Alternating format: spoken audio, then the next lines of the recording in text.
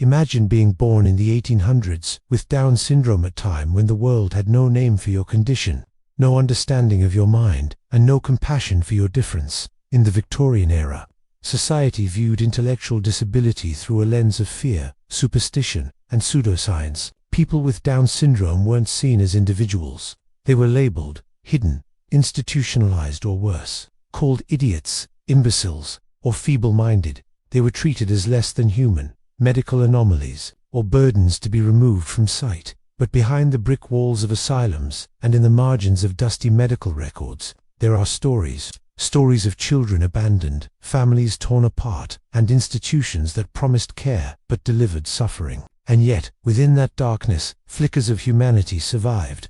A mother who refused to give her child away. A physician who saw a person, not a diagnosis. A child who painted portraits no one expected. The people we now understand as having Down syndrome were often misdiagnosed, misunderstood, and misrepresented. Their differences weren't seen as part of human diversity, but as signs of degeneration. In a system obsessed with control and perfection, Victorian society tried to hide them away, but in doing so, it revealed its own fears more than any medical truth. Today, we are diving into a forgotten chapter of history, a time when disability was criminalized, misunderstood, and but also a time that laid the groundwork for everything that came after, from human rights, advocacy to the reshaping of special education. If you think you know Victorian history, this story will challenge everything, because this isn't just about medicine, it's about human dignity, bizarre beliefs, and the unseen lives buried under layers of forgotten history. So stick around, hit subscribe,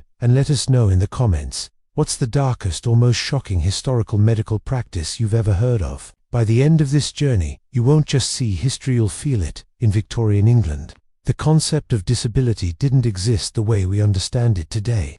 There were no diagnoses like Down syndrome. Instead, society relied on blunt and often brutal classifications: idiot, imbecile, lunatic. These weren't just insults, they were legal and medical terms used to categorize human beings. People with intellectual disabilities, especially those born with physical characteristics we now associate with Down syndrome, were often grouped under a broad, unscientific umbrella. Doctors might note mongoloid features, a deeply offensive term derived from racial pseudoscience that falsely linked facial structure to moral and mental inferiority. It was coined by British physician John Langdon, Down himself, the man. The condition is ironically named after who believed in racial hierarchies and sought to classify all human difference as deviants. To the Victorian public, these children were anomalies. They were believed to be arrested in development, trapped in an infantile state, incapable of learning or growth. Families often kept their existence quiet, fearing public shame or religious judgment. Some were baptized, but many were not. In the cruel eyes of the time, they were considered soulless, less than fully human. Their very presence was seen as a moral failing or a divine punishment. Institutions and the state played along. The 1845 Lunacy Act allowed the institutionalization of anyone labeled as mentally unfit. There was no distinction between someone with schizophrenia, epilepsy, or a chromosomal condition. If you didn't conform to expected behavior, you were locked away, orphan for life. Even census records reduced people to labels. Instead of names or professions, many entries simply read imbecile from birth, or idiotic child. These weren't just words, they were destinies, stamped into legal documents and used to justify lifelong confinement. Yet through this language, we can see how history secrets are encoded in everyday bureaucracy. These forgotten labels are now inclusive ages of a society that feared what it didn't understand. What we call weird history today was once official policy, and those classifications had consequences, separating children from their families, denying them education, and subjecting them to horrific conditions and neglect. If you're intrigued by history facts hidden in plain sight and how language shapes legacy, hit like and share your thoughts below. What words from our own time might seem barbaric in the future? Because, as we'll see, next words were only the beginning. Action came next, and it was far worse. In the 19th century, asylums were not havens of care. They were warehouses of the unwanted, designed to isolate, not rehabilitate. For individuals with Down syndrome, these institutions became cages built from ignorance and indifference. By the mid-Victorian era, mental institutions were expanding rapidly across Britain. The 1845 Lunacy Act required every county to provide an asylum, which led to the rise of sprawling complexes like Broadmoor, Earlswood, and others. These weren't just for the severely disturbed, they became the final destination for anyone labeled defective, subnormal, or simple. And once inside, few ever left. The goal wasn't education or therapy, it was containment. Patients with Down syndrome, many of them children, were often admitted by their families with promises of care. But what they found were cold corridors, overcrowded wards, and routines built on silence and obedience. Some were kept in restraints for days, others were left to sit in their own waste. Medical notes from the period describe residents as habitually passive, incapable of improvement, or utterly useless to society. These were not medical assessments, they were declarations of abandonment. And yet, these institutions were proud of what they were doing. Victorians saw institutionalization as a moral duty, removing the feeble from public life for the good of all. It was viewed as a social achievement, even a symbol of progress. This was history education at its darkest, teaching the public that some lives mattered less than others. Photographs taken inside these facilities show rows of children in identical smocks, often barefoot, sometimes smiling. But their stories rarely survived. Names were misspelled or erased, diagnoses were vague, and few records followed them beyond admittance. It was an era of erasure, both literal and emotional. Still, glimmers of truth shine through. Some institutions did try to offer structure, basic education, crafts, gardens, and even music. A handful of staff showed kindness, but these were exceptions, not the rule. What we now consider bizarre history was once standard procedure. These asylums were physical monuments to a society afraid of imperfection, a society that chose walls over understanding. If you're struck by these forgotten history fragments, hit subscribe, and comment below should these institutions be remembered for what they were, or for what they failed to be. Next, we uncover the twisted science that tried to justify it all. While asylums confined the body, Victorian science sought to control the bloodline. The growing obsession with heredity, classification, and degeneration birthed one of the darkest ideologies in medical history, eugenics. Though the term wouldn't be coined until the late 1800s by Francis Galton, cousin of Charles Darwin, the ideas were already taking root. The notion was simple but sinister. Society could be improved by breeding out weakness, and weakness, in the Victorian mind, included intellectual disability. People with Down syndrome were seen not only as different, but as threats to national progress. Medical journals speculated about their ability to reproduce, feared that they would dilute the gene pool.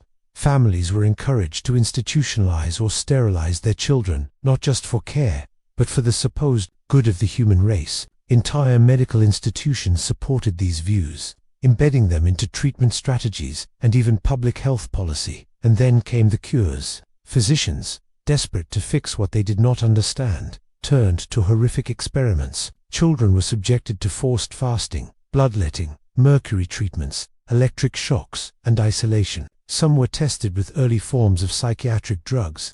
Others were simply left in sensory deprivation to reset their minds. Some were used in medical lectures, demonstrated like anatomical specimens in front of students. Langdon Down, despite his offensive terminology, offered one of the few nuanced views, suggesting that people with Down syndrome could thrive in peaceful environments. But even he categorized them using racialized logic, likening them to primitive types. Science, in its thirst for order, sacrificed compassion. Schools and clinics paraded children as medical exhibits. They were photographed, measured, charted, and then discarded. This wasn't education, this was spectacle, a chilling fusion of curiosity and cruelty. This chapter of bizarre history is often omitted from textbooks, but its echoes persisted. How we discuss genetics, ability, and who is deemed fit or unfit for society. These ideas didn't die with the Victorians, they evolved, rebranded, and lingered into the 20th century and beyond.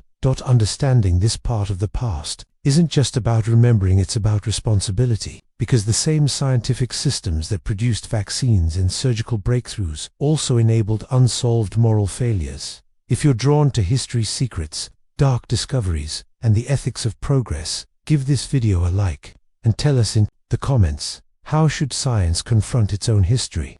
Coming up next, real people, the names and faces the textbooks left behind. It's easy to talk about institutions, laws, and science, but behind those systems were real people, individuals with Down syndrome whose names rarely made it into history books, but sometimes, in faded records, old photographs, or medical notes, fragments of their stories remain. One such life was that of a girl simply referred to as Emily.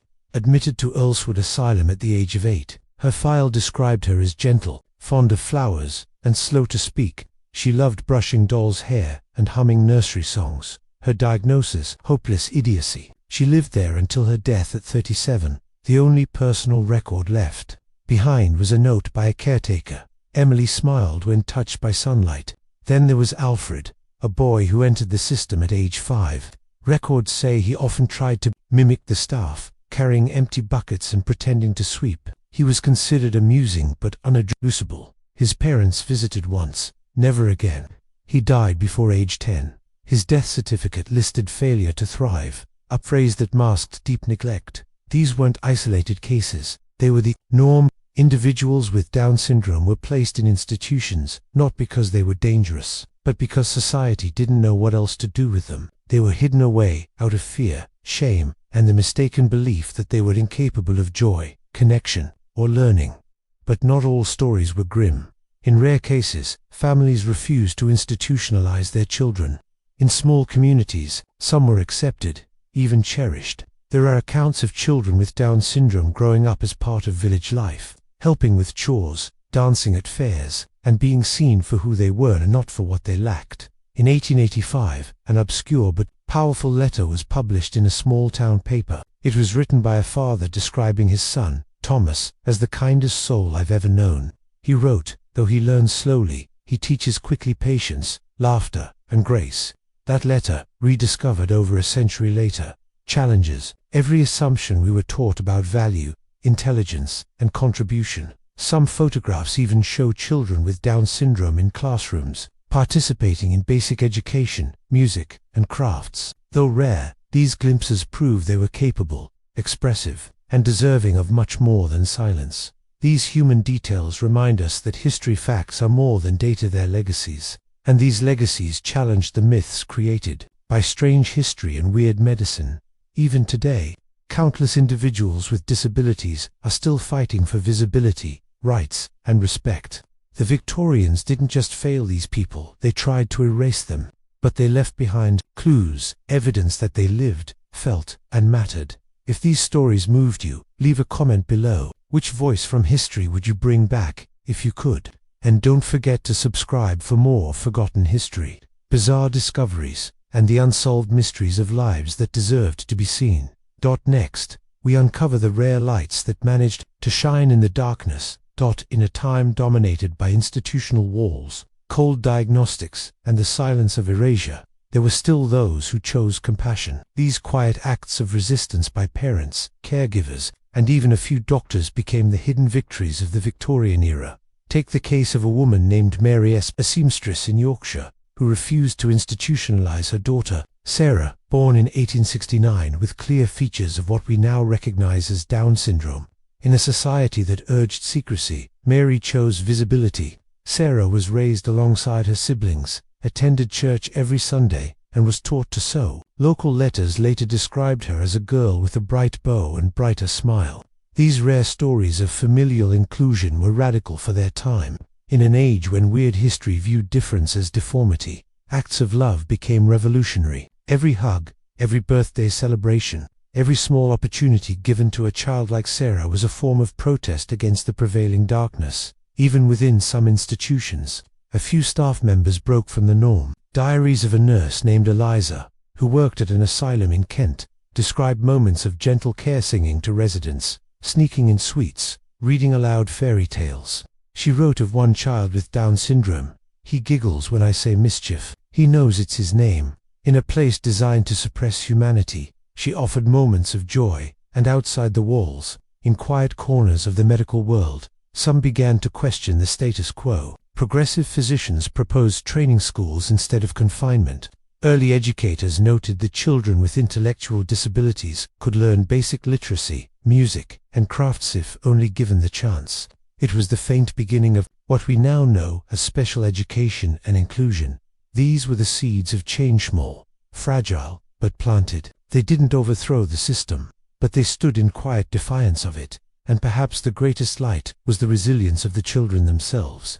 Despite the odds, many formed friendships, expressed joy, created art, and showed in the darkest places. Their humanity endured where others saw only statistics. If you're inspired by these history secrets and the resilience buried beneath oppression, like this video and tell us in the comments what small act of compassion from history has stayed with you. Because even in the worst times, a single light can challenge a world built on darkness. The story of how people with Down syndrome were treated in the Victorian era is not just a story about medicine or institutions. It's a story about how a society defines worth and how quickly it can decide who belongs and who doesn't. These lives were not tragic because of their condition. They were tragic because of how the world responded to it. The fear, the exclusion, the obsession with categorizing people into boxes, fit and unfit, normal and defective. These weren't medical truths. They were social constructs dressed up in the language of science. And yet, even in this bleak chapter of world history, we find resilience. We find parents who said no to silence, caregivers who saw beauty in a child's laugh, and children who, despite everything, found joy. What we call forgotten history is never truly forgotten. It lingers in the institutions we build, in the language we use, in the assumptions we make about intelligence, value, and contribution.